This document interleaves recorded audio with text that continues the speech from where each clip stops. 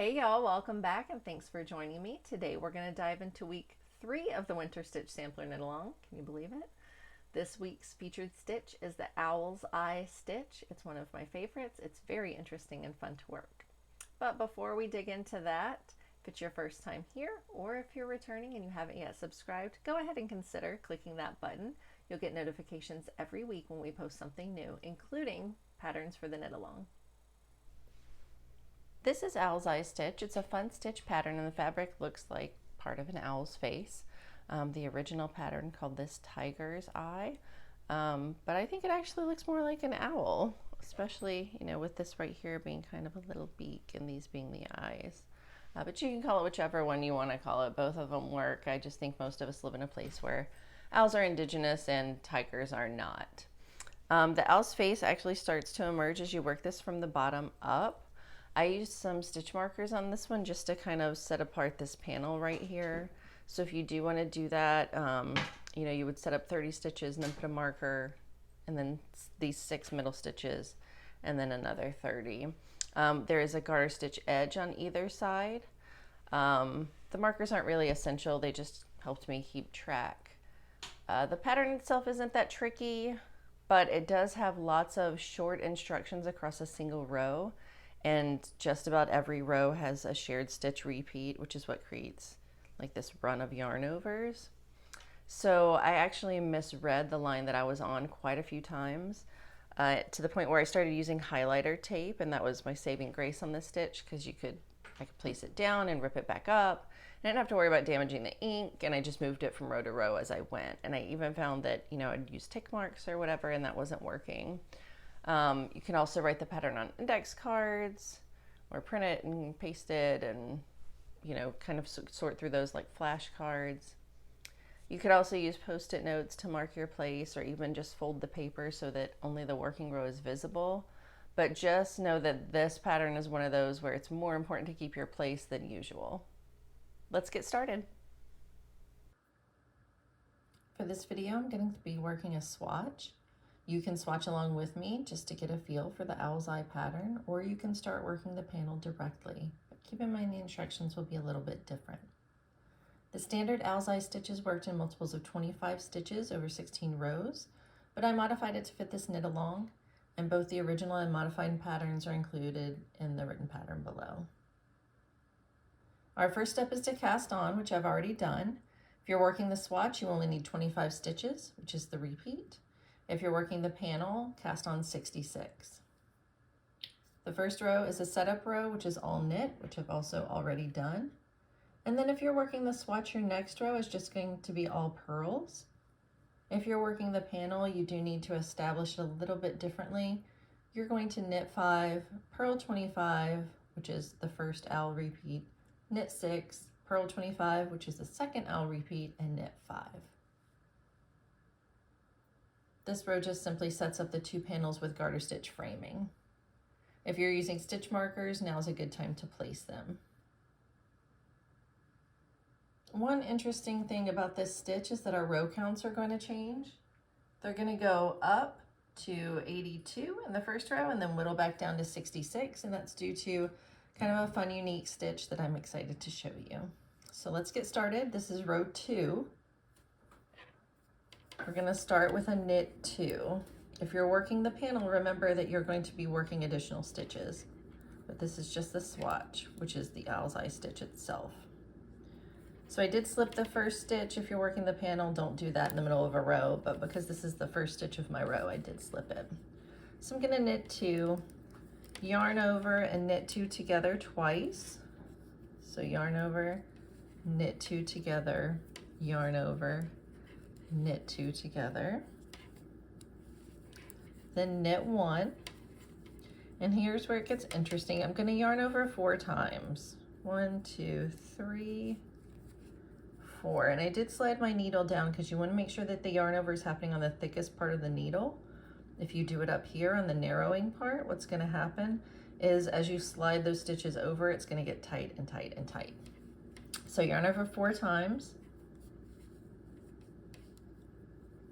So yarn over 4 times, knit 1, knit 2 together, yarn over twice, knit 2 together, yarn over, knit 2 together, yarn over, knit 1.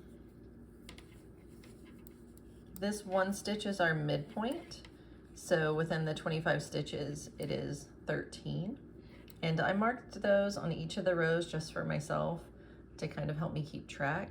It is sort of an anchor point in the final version, the final pattern, and it will help you kind of know that you're on track if every time you get to this it's worked in the same fashion.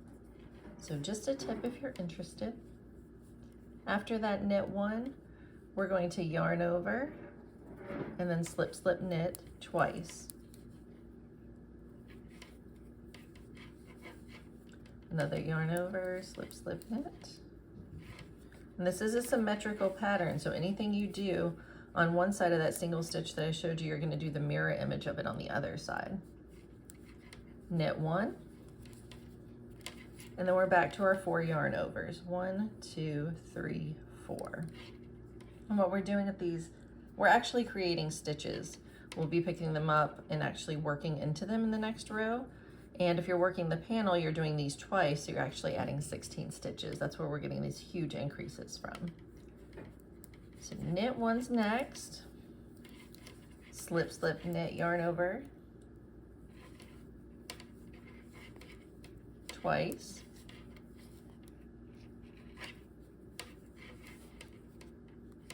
knit 2.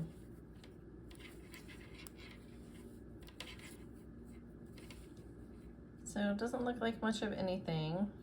We're setting it up for future rows to kind of work into those stitches and get something going. Okay, now row 3. We're gonna start with purling 7. Again, I'm slipping because I'm at the end. Don't do this in the middle of the panel, but if you're working a swatch, go for it.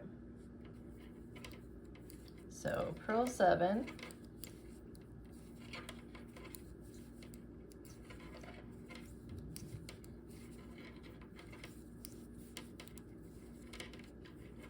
And that brings us to our 4 yarn overs.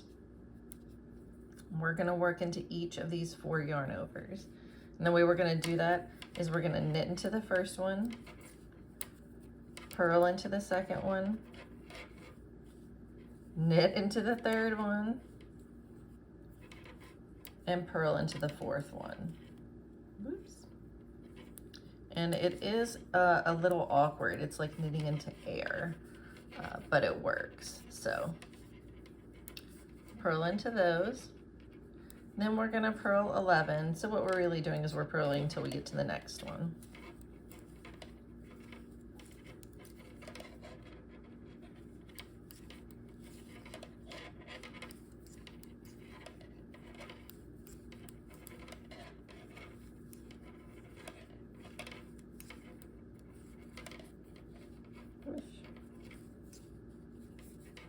Almost there.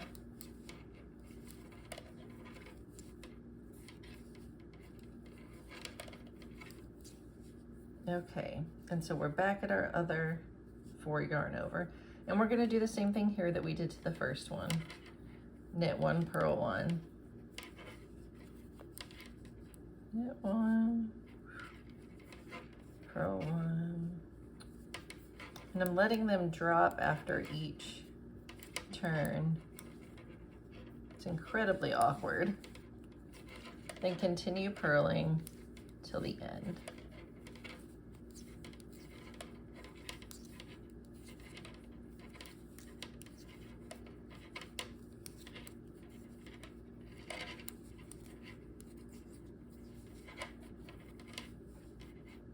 So what we've done by working into those is we've created the big old eye holes for the owl, and because we did a knit purl, it kind of creates this little ruffle or ridge. It almost looks like an eyelash, but frames it out really nicely. Oh, that one's looking like a heart right now. How cute is that?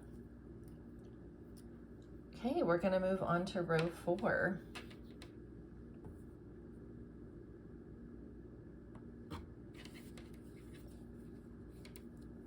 So we'll knit 2, yarn over and knit 2 together. We're going to do that twice. Yarn over and knit 2 together.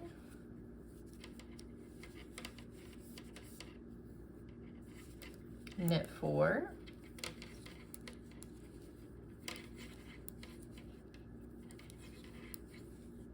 Knit 3 together. You guys remember we worked a big knit like this, knit together like this last week. So knit 3 together. Yarn over, knit 2 together, yarn over, knit 3. And that's our center stitch that I reminded you to always anchor yourself with. Yarn over, slip, slip, knit.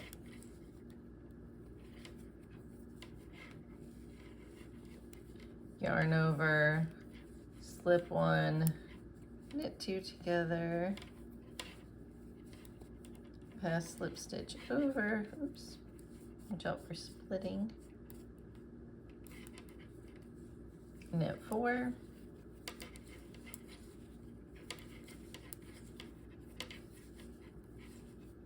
slip, slip, knit, yarn over, twice, oops, almost forgot my yarn over, slip, slip, knit, yarn over twice, and then knit 2.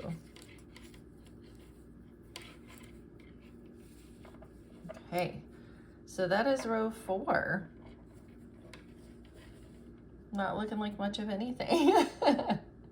Row 5 is all purls. The same is going to be for rows 7, 9, 11, 13, and 15. So all of the wrong side rows essentially are all purls, with the exception of the one that goes above the actual eye of the owl's eye. And that one you're knit purl into the stitch. So that's one easy way to remember. So I'm gonna go ahead and purl row 5, and you can do the same and meet me back here.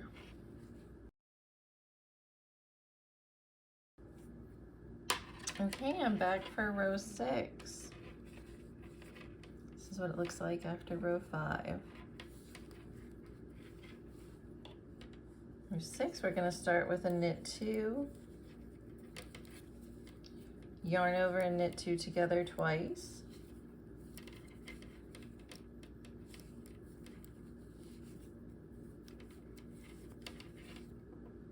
and this row is kind of starting the same as the previous rows. Knit 2, knit 3 together, and because we're knitting 3 together here, we know we're going to have an SK2P later, because that's the mirror of the knit 2 together. And as you can see, these little eyelashes are really puffing up too.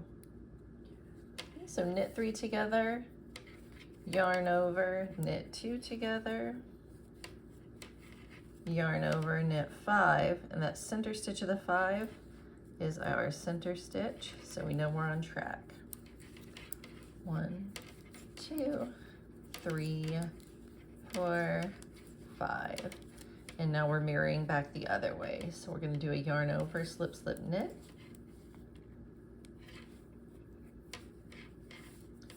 and a yarn over, slip 1, knit 2 together, and pass slip stitch over. So that's a double decrease, just like our knitting 3 together is a double decrease. Knit 2,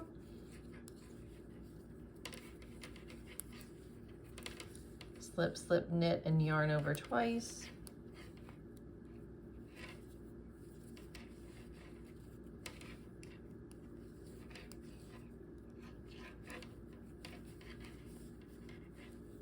and then finish with the knit 2 as we normally do.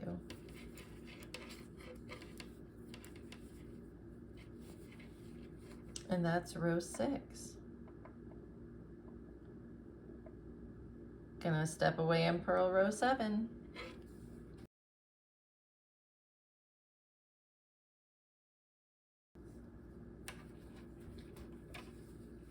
Okay, that's row 7 done. And I'm back for row 8.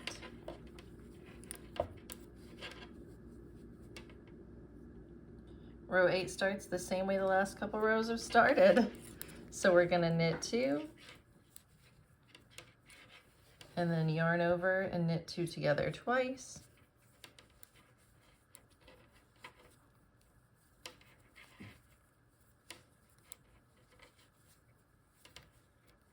Knit 3 together.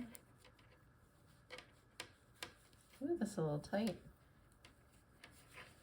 Okay, make sure you're not splitting your yarn there. This is a splitty yarn with some sharp needles. So knit 3 together, yarn over, knit 2 together.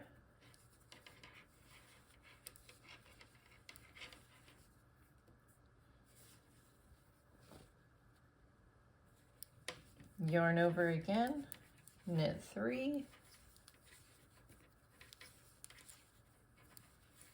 yarn over, and this is our center. And it's kind of awkward because it's a yarn over, but it is. Slip, slip, knit. Only once. Knit 2, yarn over, slip, slip, knit, yarn over, slip 1, knit 2 together, and then pass 1 over. As you can see, we're creating our mirror image here. Slip, slip, knit, yarn over, slip, slip, knit, yarn over, and end with a knit 2.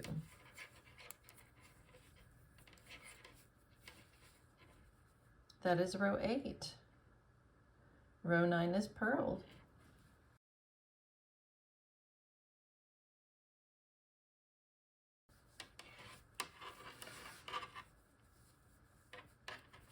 And that's it after 9. So you can kind of start to see things emerging. The problem is the owl eyes are so low in the pattern that it's not until you get a couple of them done that you start to really see it pop. We'll go ahead and get started on row 10. This one starts with, you guessed it, knit 2, we'll yarn over, knit 2 together, then knit 3 together.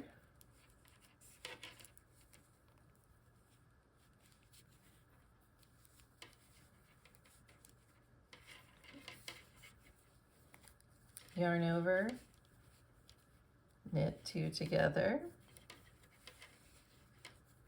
yarn over, knit 2, knit 2 together, and then yarn over, knit 1, that is your center stitch, yarn over, slip, slip, knit, knit 2, yarn over, slip, slip, knit, yarn over, slip 1, knit 2 together, and then pass the slip stitch over, slip, slip, knit,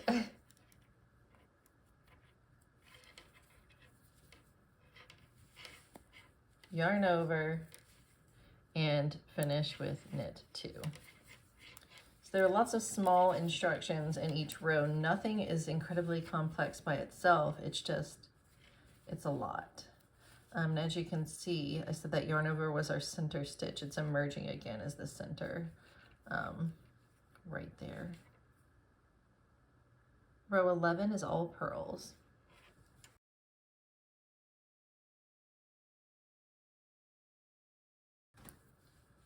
I'm back for row 12. This is what it looks like after row 11. And it may not look like an owl, but you really are starting to see a pattern emerge here.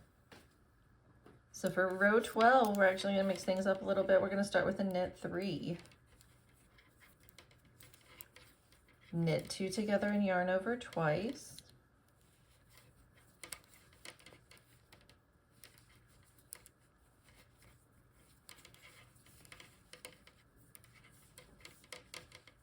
Knit 2, knit 2 together, yarn over and knit 3. The center of the 3 is your center stitch. As you can see, line them back up. Yarn over, slip, slip, knit. Oops, slip, slip, knit. I forgot what stitch I was doing for a second. Knit 2. And then we're going to yarn over and slip, slip, knit twice.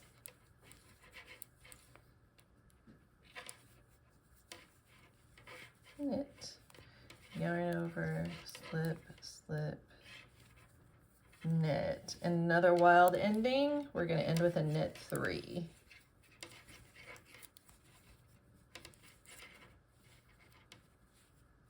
There you go. And row 13, you guessed it, is all purls.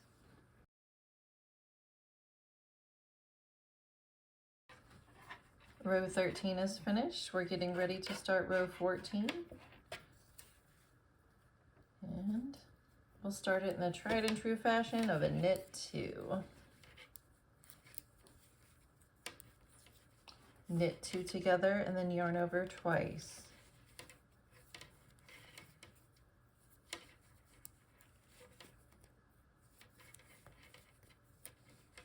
Knit 2.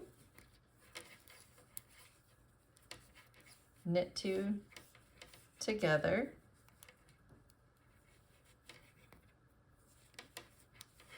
Yarn over, knit 1, yarn over.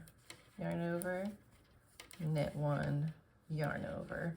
And then our center stitch here is actually going to be SK2P. So slip 1, knit 2 together, pass the slip stitch over.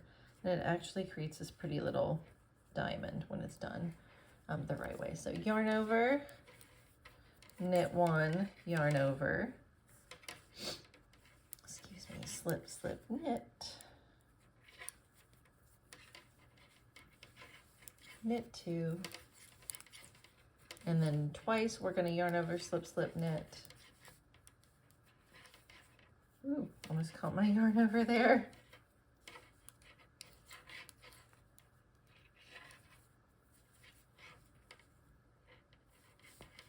There we go. And then we're going to end with a knit 2.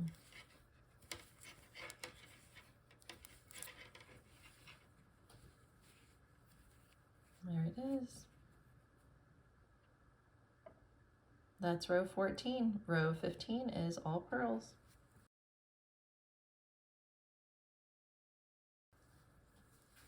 And this is the pattern after row 15 is complete. For row 16, which is the final row of the pattern, we're going to go a little off the rails with a knit 1 to start. And then we're going to do a knit 2 together, yarn over twice. So knit 2 together, yarn over, knit 2 together, yarn over, knit 4,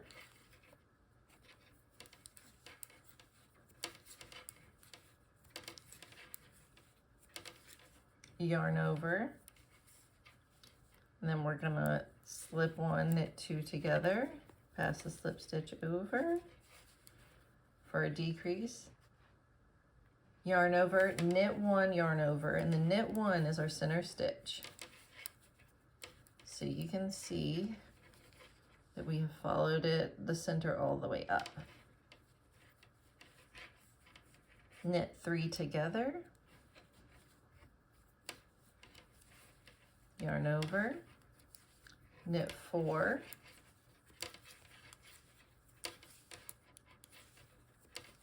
yarn over, slip, slip, knit twice. So yarn over, slip, slip, knit, yarn over, slip, slip,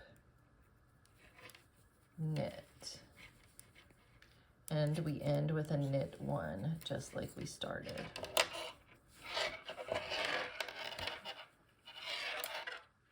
So this is what it looks like when the first 16 rows are finished. It's definitely more impressive once you get some repeats in there. You'll see these eyes in the next couple rows really add shape to it. If you're working the panel, you'll do these 16 rows 6 times total, and that'll bring you to 96 rows of the pattern, and you already did the setup row. So after that, you'll just bind off your stitches and weave in your ends. Like I said, hold off a little bit on blocking, just so we can get a sense of what needs to be blocked and in what direction. And that's 3 down, so we're 1/4 of the way through the winter stitch sampler knit along. If you want to follow along with the written pattern, you can go to the link below. Thanks for joining me today. I do hope you enjoyed the video. I hope you use the stitch either in the sampler pattern or somewhere else. If you did enjoy the video, please give it a thumbs up and consider subscribing, and I'll see you next week for our next stitch. Bye.